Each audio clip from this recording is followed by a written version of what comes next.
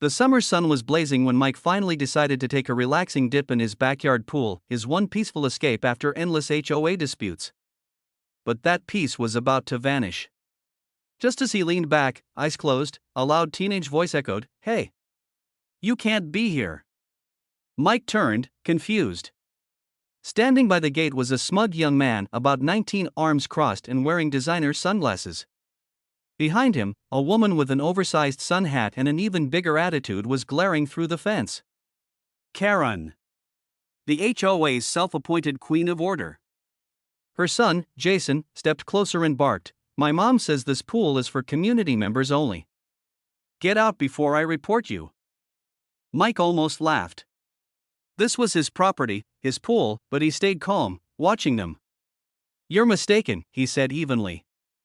"This is my house. My yard." Karen rolled her eyes. "We'll see what the HOA says about that." Something inside Mike stirred. He'd dealt with troublemakers before, but never ones this bold. If only they knew who they were dealing with. As Jason whipped out his phone to call security, Mike smiled faintly. This summer wasn't going to end like Karen expected. Little did they know, the man they were threatening was the town's new sheriff. The next morning, Mike woke up to find a bright orange notice taped to his gate. HOA violation, unauthorized pool use. He couldn't believe it. Karen had actually filed a report accusing him of trespassing on his own property. He chuckled, but frustration burned underneath.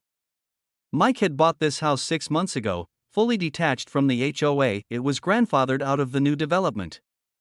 But Karen's thirst for control had blinded her to facts. Later that day, he overheard her bragging to other residents, "Don't worry, I'll handle that man. No one disrespects my rules." Mike watched silently from his porch, noting every smug word.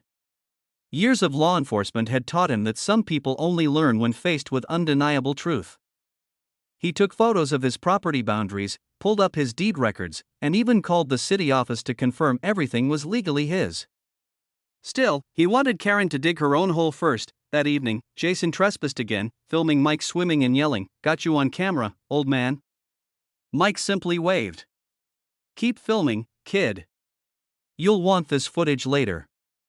Jason scoffed, not realizing the calm smile on Mike's face was the same one he wore before making an arrest. Karen stormed into the next HOA meeting like a celebrity entering a red carpet. "We have a lawbreaker among us," she announced dramatically, pointing toward Mike, who sat quietly in the back. Her friends gasped. "He's using our pool," she continued. Mike stood, voice steady. "Karen, before you embarrass yourself further, you might want to check property lines." "Oh please," she sneered. "You think you're above HOA rules?" "Actually," Mike replied, handing papers to the board, "my property isn't even part of your HOA. The boundary ends 50 feet before my fence." The room fell silent. Karen's expression froze. The HOA president cleared his throat awkwardly. "He's right," he said after scanning the documents. But Karen wasn't ready to back down. "He still needs to respect community harmony." Mike smiled. "Harmony works both ways. Trespassing isn't harmony." That night, Karen was furious and Jason was humiliated. "He made you look like a fool, Mom," Jason muttered. Karen's glare hardened. "Then we'll make him pay another way." Mike didn't know it yet, but the war had just begun. 2 days later, Mike noticed footprints near his pool, mud prints leading straight from the fence. Security footage confirmed it. Jason had climbed over again, bringing 2 friends for a late-night swim. Mike didn't confront them immediately. Instead, he called the city's property enforcement and filed a formal trespassing complaint.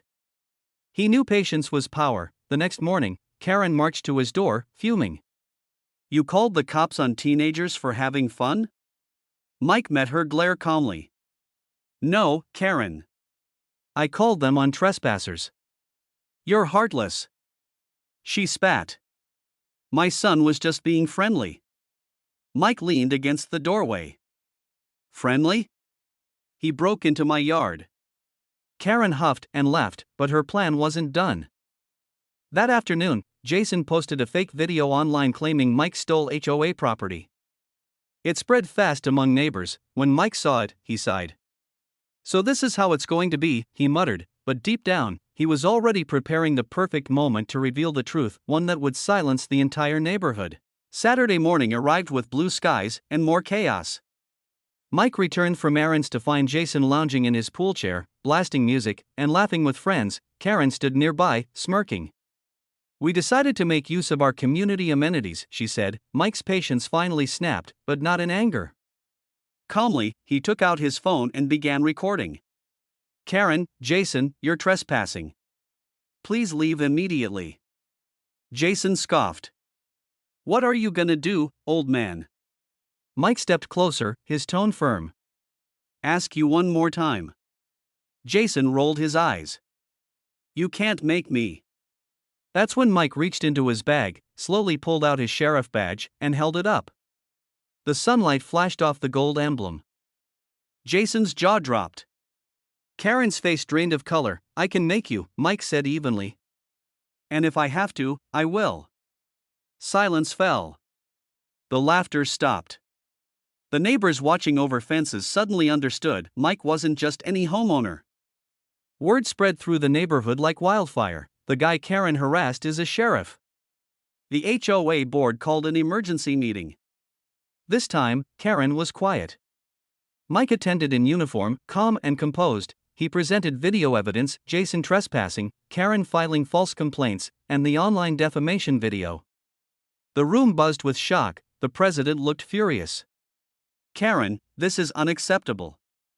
You've embarrassed the board and risked legal trouble. Karen mumbled excuses, but no one listened. Jason hid behind his hoodie, silent. Mike didn't gloat. All I ever wanted was peace, he said softly. I moved here to live quietly. I hope we can finally do that.